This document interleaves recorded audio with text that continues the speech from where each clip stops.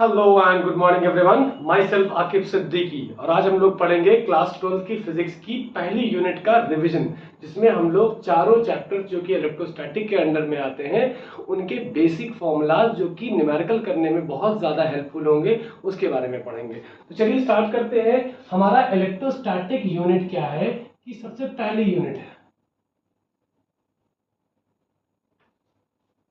यहाँ पे इलेक्ट्रो से मतलब है चार्जेस और स्टैटिक से मतलब है एट रेस्ट। तो स्टूडेंट्स देखिए, इलेक्ट्रोस्टैटिक का ओवरऑल मतलब ये होता है कि यहाँ पे हम ऐसे चार्जेस की एनालिसिस करेंगे जो कि रेस्ट पे होते हैं। तो यहाँ पे डिटेल्ड एनालिसिस नहीं करनी, सिर्फ फॉर्मूले और न्यूमेरिकल बेस्ड जितनी भी टर्मिनोलॉजीज है सबको हम लोग डिस्कस करने वाले हैं। तो सबसे पहली चीज, सबसे पहला चैप्टर जो आता है उसे बोलते हैं Coulomb's law and electric field.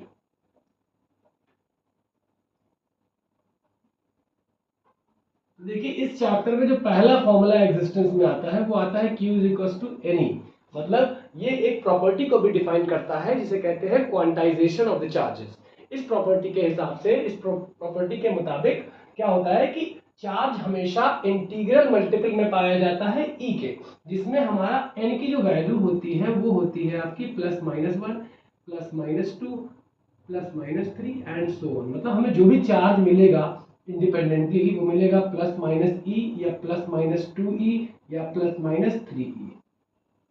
तो ये हेल्पफुल होगा कि जब आपको, देखिए दो चीजें पॉसिबल है इसमें, या तो पूछेगा find the total charge if there are n number of electron having charge E। तो आप यहाँ पे n की वैल्यू रख दो, n क्या होगा आपका नंबर ऑफ इलेक्ट्रॉन, E क्या होगा चार्ज और इलेक्ट्रॉन। तो यहाँ पे जो E की वैल्यू होती है वो होती है आपकी 1.6 इंटू 10⁻⁻19 कूलम्स। या हो सकता है आपसे नंबर ऑफ इलेक्ट्रॉन ना देके आपसे देके नंबर ऑफ इलेक्ट्रॉन ना देके आपसे क्यू देके ई पूछ एन पूछ ले। मतलब कि आपको नंबर ऑफ इलेक्ट्रॉन मान लो नहीं दिया, ठीक है, और आपको चार्ज दिया हुआ है और वैल्यू ऑफ ई तो पता ही होती है क्योंकि वो कांस्टेंट होता है। तो आपसे नंबर ऑफ इलेक्ट्रॉन भी पूछ सकता है यहाँ पे। और सबसे पहला फॉर्मूला आता है कब के लिए, जब दो चार्जेस एक सर्टेन मीडियम में रखे हों और आर डिस्टेंस से सेपरेटेड हो, उनके बीच का जो फोर्स होता है वो होता है 1/4πε0 epsilon R Q1 Q2 upon R square. हमने जाना है कि एयर के लिए, फॉर एयर हमारा एप्सिलॉन R1 होता है और F बराबर हो जाता है F0, जो कि क्या होता है 1/4πε0 Q1 Q2 upon R square.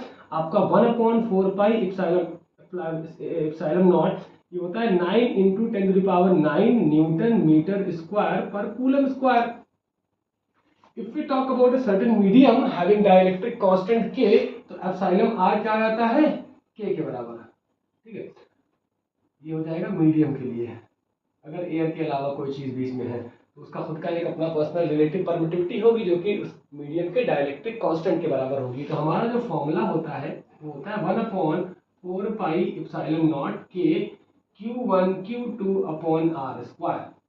अब अगर हम कूलम्स लॉ वेक्टर फॉर्म में पढ़े तो ये आपका पोजीशन वेक्टर R1 है यूनिट वेक्टर के फॉर्म में, और ये आपका R2 है, ठीक है। ये आपका Q1 चार्ज है प्लस में और ये आपका Q2 चार्ज है प्लस में। तो ये क्या होगा, force applied by the first, force on second charge due to first, और इधर की तरफ क्या लगेगा force on first charge due to second. तो आपका F12 जो आएगा वो आएगा 1/4πε0 Q1 Q2 upon R square multiplied by unit vector R12। और F21 हमारा होगा 1/4πε0 Q1 Q2 upon R square multiplied by unit vector R21। आपको पता होगा बेसिक वेक्टर्स में कि R12 is just negative of R21। यहाँ से ये कंफर्म हो जाएगा कि F12 is just negative of F21, या कह सकते हो कि net force on both the charges is always 0।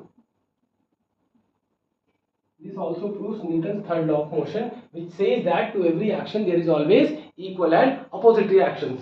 Now students, coming to the second topic, which is our electric field. Electric field due to a point charge kept in a certain medium that is to be found at, मतलब electric field हमें पता करनी है r distance पे, ठीक है। Electric field का formula क्या होता है 1/4πε0 जो भी चार्ज है जिसकी वजह से फील्ड चाहिए डिवाइडेड बाय डिस्टेंस का स्क्वायर, यूनिट होगी न्यूटन पर coulomb. Basic formula of electric field क्या है, force per unit charge Newton पर कूलम। ठीक है, अब अगर हम बात करें डाईपोल की, तो डाई मतलब क्या होता है, दो, और पोल मतलब होता है आपका पोलैरिटी। दो अपोजिट पोलैरिटी के चार्जेस सेम मैग्नीट्यूड के एक सर्टेन स्मॉल डिस्टेंस पर रखे होते हैं तो क्या बनाते हैं, डाइपोल बनाते हैं, जो कि नेगेटिव से पॉजिटिव की तरफ डायरेक्टेड होता है, जिसको डिनोट करते हैं हम लोग लेटर कैपिटल पी से। P इज इक्वल टू होता है आपका Q मल्टीप्लाइड बाय 2L। याद रखिएगा डिस्टेंस को ट्वाइस नहीं करना है, जो भी डिस्टेंस है वो 2L है। ठीक है, जैसे मान लीजिए आपको क्वेश्चन में दिया है कि two charges of magnitude, two charges minus 2 microcoulomb and plus 2 microcoulomb are kept at a distance of 3 nanometer या 3 मिलीमीटर। तो आपको 3 मिलीमीटर को ट्वाइस नहीं करना है, यहाँ पे 2L की जगह ही आपको 3 मिलीमीटर रखना है। ठीक है, अब देखिए स्टूडेंट्स, यहाँ पे कंसर्न आता है कि electric field due to dipole, electric field due to dipole, basically दो पोजीशंस आती हैं। पहला आता है एक्सियल।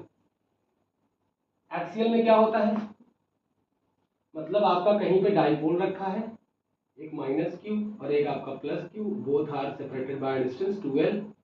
एक्सिस मतलब इनके बीच से कहीं से दूरी दी गई है, मान लो ये r डिस्टेंस पे कोई P पॉइंट लाई कर रहा है, वहां पे हमें डाइपोल की वजह से इलेक्ट्रिक फील्ड निकालनी है। तो क्या होगा, 1/4 pi epsilon naught 2P upon r³ newton पर कूलम।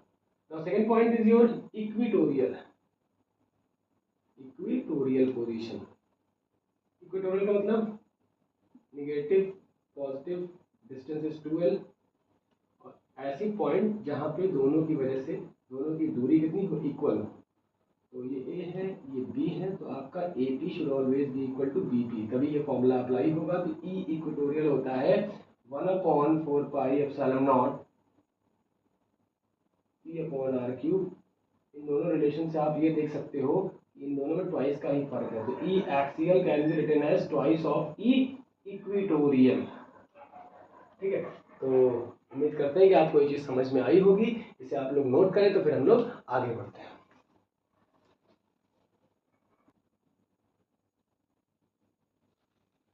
तो अब चलते हैं अपने आगे के टॉपिक पे, जैसे होता है torque on a dipole kept in uniform electric field. ठीक है, ये मान लीजिए आपकी इलेक्ट्रिक फील्ड है directed from left to right. ये आपका एक डाइपोल रखा है -q +q and the dipole is oriented at an angle of theta. जो टॉर्क लगती है वो होती है आपकी PE sin थीटा। और अगर टाउ मैक्स की बात करें ये कब होगी, at theta is equal to 90 degree. That means tau max आपका कितना हो जाएगा, PE sin 90, and as you all know that sin 90 is your 1, so PE multiplied by 1 is your 1. So from here we have another definition of torque, we have another definition of dipole, which is maximum torque per unit electric field, its unit is dBi, और in general अगर फॉर्मूले से बनाए unit तो इसकी होती है E equal to Q into 12, तो coulomb metre, this is the SI unit of dipole. अब देखिए students, there are basically 3 types of bodies. तीनों में तीन तरह की अलग अलग तरह की चार्ज डेंसिटीज होती हैं। अगर लीनियर बॉडीज की बात करें तो लैम्डा बराबर होता है चार्ज पर यूनिट लेंथ। ये कब के लिए, किसी वायर वगैरह के लिए। फिर आता है आपका सिग्मा, ये होता है चार्ज पर यूनिट एरिया, ये होता है शीट वगैरह के लिए। फिर आता है रो, ये होता है चार्ज पर यूनिट वॉल्यूम, इसे बोलते हैं शीट, कह सकते हो स्फीयर या और क्यूब, एक्सेट्रा। इसे आप लोग नोट करें फिलहाल।